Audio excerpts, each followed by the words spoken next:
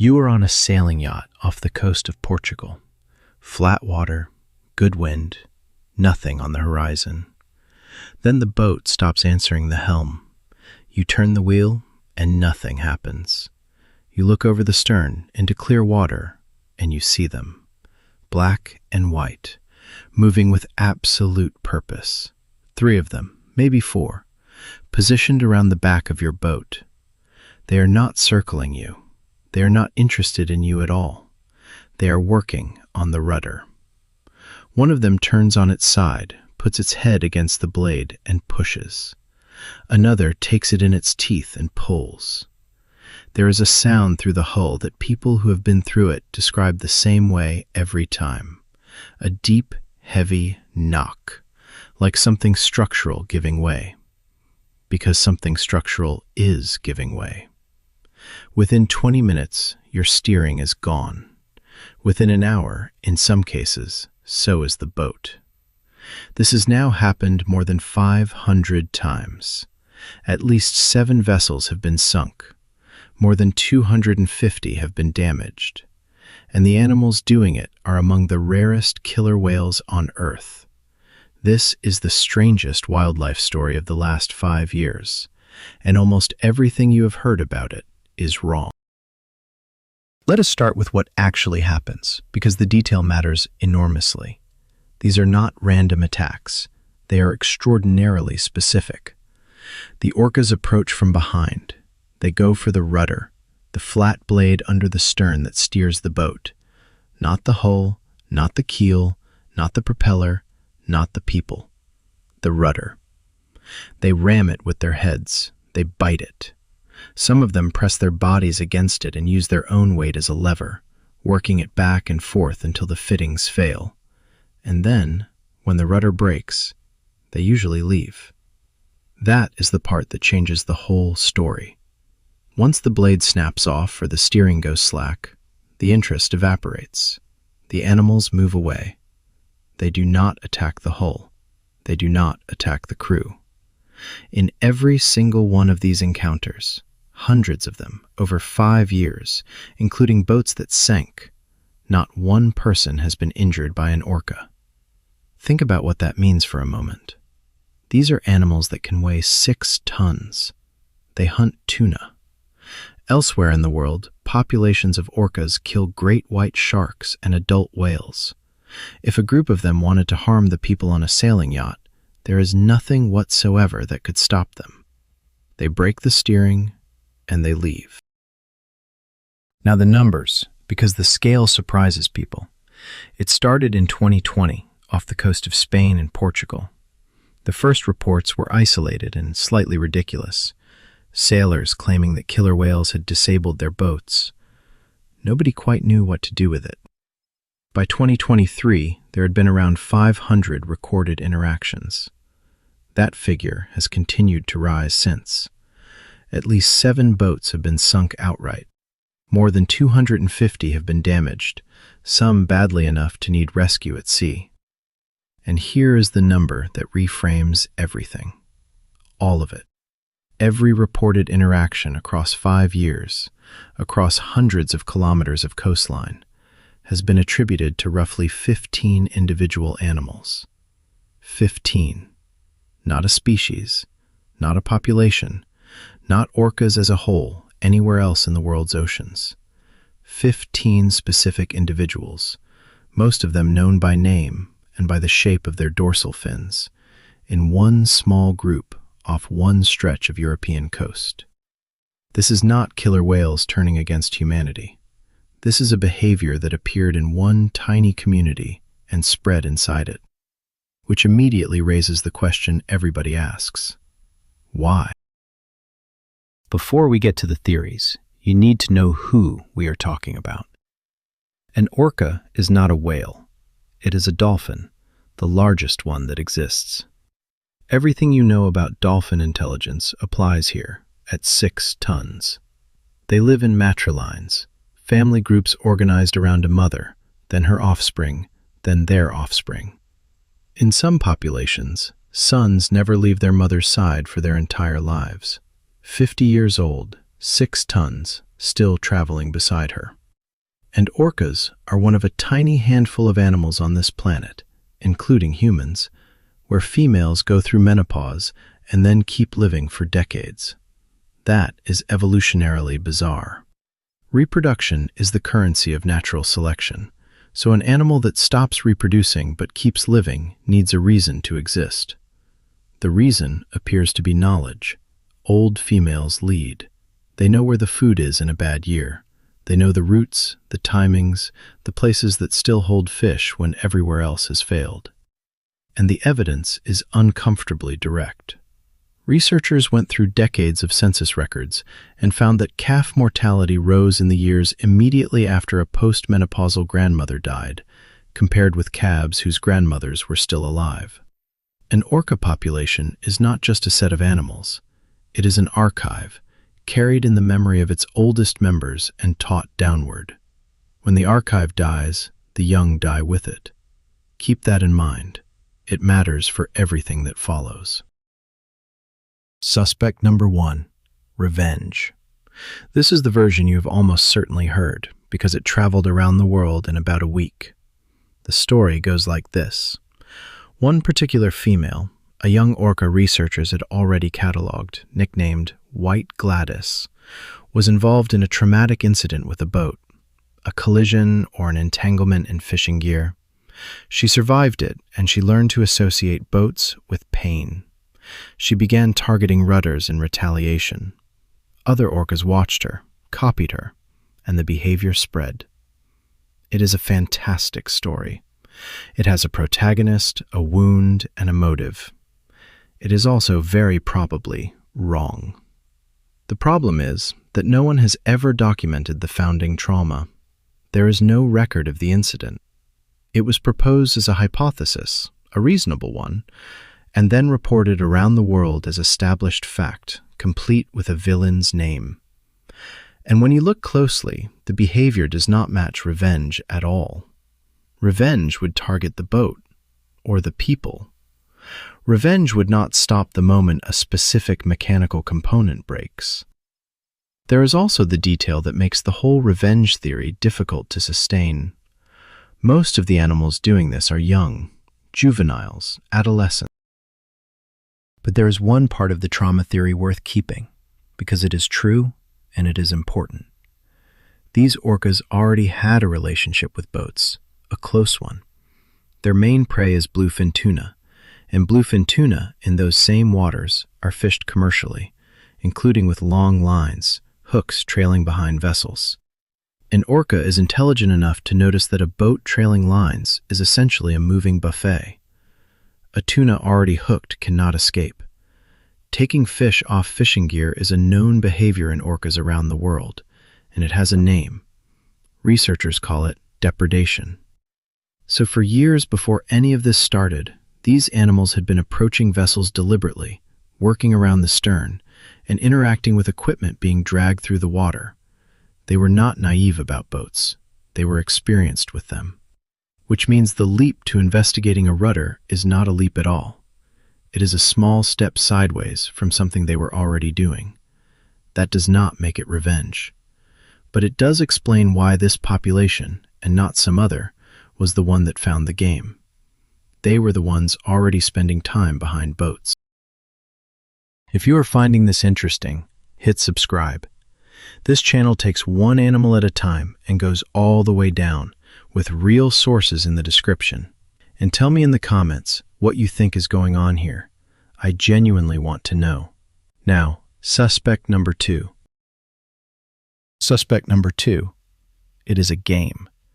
This is where most researchers have landed, and to understand why, you need to know something about orcas that has nothing to do with boats. Orcas have culture. Not in a loose, poetic sense, in the technical one. They have behaviors that are invented by individuals, learned socially rather than inherited genetically, transmitted between animals, and maintained across generations. Different orca populations have different dialects, distinctive calls that identify which family a whale belongs to, learned from its mother. Different populations have completely different hunting techniques, and they do not share them.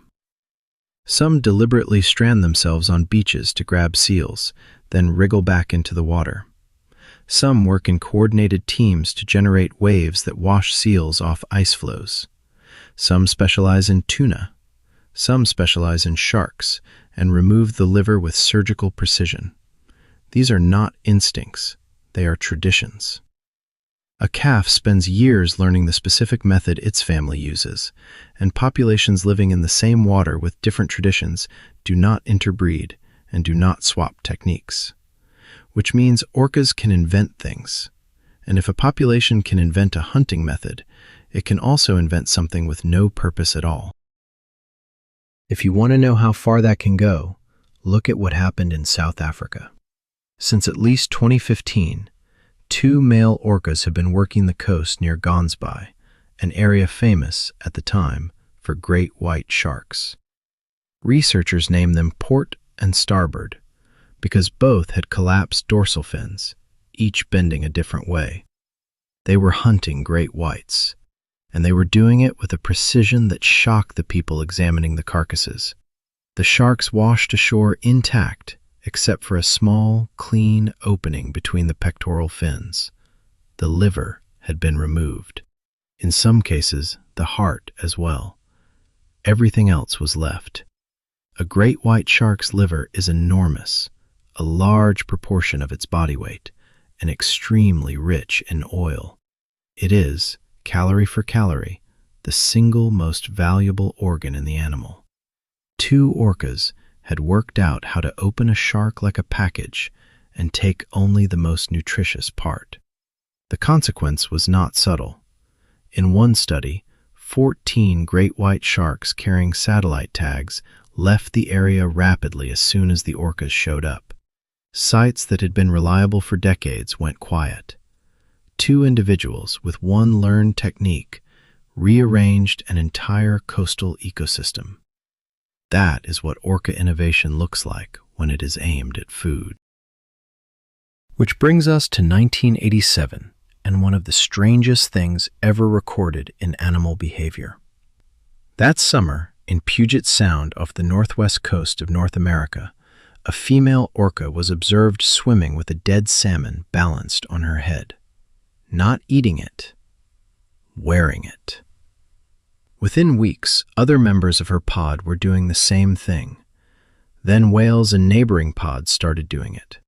Within a couple of months, orcas across the region were swimming around with dead fish on their heads for no reason anyone could identify. There was no feeding benefit, no social signal anyone could decode, no advantage of any kind. And then, the following year, it stopped. Almost completely. The fashion passed. And here is the part I love. In 2024, 37 years later, it came back. Orcas in the same waters were photographed once again, swimming around with dead salmon balanced on their heads. Nobody knows whether it was remembered or reinvented. Researchers describe it, quite seriously, as a fad, a behavior that spread through a population purely because it was interesting to the animals doing it, served no function, and then went out of style. That is the closest precedent we have for what is happening off Iberia. A behavior appears in one individual. It spreads socially through a small, tightly connected community, mostly among the young. It has no obvious purpose, and it may well vanish as suddenly as it arrived. But why a rudder specifically? If you accept the game theory, this part becomes almost obvious. Think about what a rudder is from the perspective of an animal with enormous strength, a great deal of spare time, and an interest in how things behave. It is the only part of a sailing yacht that moves. Everything else on that boat is a solid, unresponsive object. The hull does nothing. The keel does nothing. But the rudder swings. It has resistance. Push it, and it pushes back. And then it gives, suddenly, and the whole boat responds by turning. It is functionally a very large and very satisfying toy. It provides feedback. There is another element to it. Many of these boats are under sail, moving slowly and quietly. An orca approaching from behind is dealing with a slow-moving object trailing a moving part. And when the rudder finally breaks, the game ends because the toy stopped working. That explains the single most important fact in this entire story, the one that no revenge theory can account for. They stop when it breaks. Not when the crew is frightened, not when the boat is sinking, when the moving part stops moving. And now the part of the story that almost nobody puts in the headline. The animals doing this are critically endangered. The Iberian orcas are a small, genetically distinct subpopulation living in the waters around the Strait of Gibraltar and up the Atlantic coast of Spain and Portugal. They are listed as critically endangered on the International Red List. There are roughly 35 to 40 of them left in the entire world. Let that sit next to the earlier number. 15 individuals are responsible for the boat interactions, out of a total population of around 35, which means that a substantial fraction of everyone left in this population is involved. They are in trouble for reasons that have nothing to do with sailing yachts. Their main food source is bluefin tuna, and the history of bluefin fishing in that region is not a happy one. They are squeezed through the narrow gap between Europe and Africa into some of the busiest shipping on the planet, and their bodies carry heavy loads of industrial pollutants, which build up in fat and pass from mother to calf in her milk. They were already on the edge before any of this started. And that is why the story we tell about them matters more than it might seem. When a headline says killer whales are attacking boats, it puts a target on an animal. It always does. There have been documented cases of people responding to these encounters aggressively, firing flares into the water, using firearms, deploying explosive deterrents. Conservation organizations have formally reported incidents of orcas being harmed during these interactions. And with 35 animals left, the arithmetic is unforgiving. You do not need a campaign to finish this population. You need a handful of frightened people with the wrong equipment over a few summers. There is a real problem here, and it deserves to be taken seriously in both directions. Sailors are having their boats destroyed. That is genuinely dangerous, genuinely expensive, and not their fault. Losing steering in open water is a serious emergency. Telling those people not to worry because the whales are endangered is not an answer. But the framing decides the response. If the story is a war, people arm themselves. If the story is a group of bored, extremely intelligent adolescents from a dying family who found a toy, the response looks completely different. So what do you actually do? And here I have to be careful because the advice has changed, and right now there are two official positions that contradict each other. The original guidance, which came from researchers working with this population, was to make the boat boring. Drop the sails, stop the engine, turn off the autopilot, let the wheel run free so the rudder swings loose instead of resisting. The logic follows directly from the game theory. If the appeal is a moving part that pushes back, then a rudder offering nothing back is far less interesting than one being held tight. But Spanish authorities have since advised close to the opposite. Start the engine and move away quickly towards shallow water, under about 20 meters, because the orcas generally do not follow far from their hunting grounds. Both of those are real recommendations. They are not compatible. So the honest answer is that nobody has this fully solved, and if you sail those waters, you check the current official guidance before you leave. Not a video, and not a forum. That guidance has already changed once, and it may change again. And this is where I have to be honest about the limits of what we know. This is an ongoing situation, studied in real time on a very small number of animals. The guidance has evolved and will keep evolving. Anyone who tells you they know exactly what is going on inside those heads is overselling it. Let me finish with what I think is the real story here, underneath the headlines. For most of history, we have described animals with a very short list of motives: hunger, fear, mating, territory. Everything an animal did had to be slotted into one of those boxes. The alternative, that an animal might do something simply because it found it interesting, was considered unscientific. The Iberian orcas do not fit any of the boxes. They are not eating the boats. They are not defending territory. They are not frightened. They are not mating. They are not, as far as anyone can demonstrate, taking revenge. They appear to be doing it because it is engaging. And the closest precedent we have is a group of whales who spent one summer wearing dead fish on their heads, then collectively decided the joke was over. That is a much harder thing to accept than a revenge story, because it means we are watching a culture, a small, isolated, critically endangered culture of about 35 individuals, invent a pastime, teach it to each other, and pass it around. They may stop next year. The fashion may simply end, exactly as the salmon hats did, and the whole thing will become a strange footnote. Or they may not be around long enough for us to find out. If you want more like this, one animal taken all the way down, subscribe. I do them one at a time. I will see you in the next one.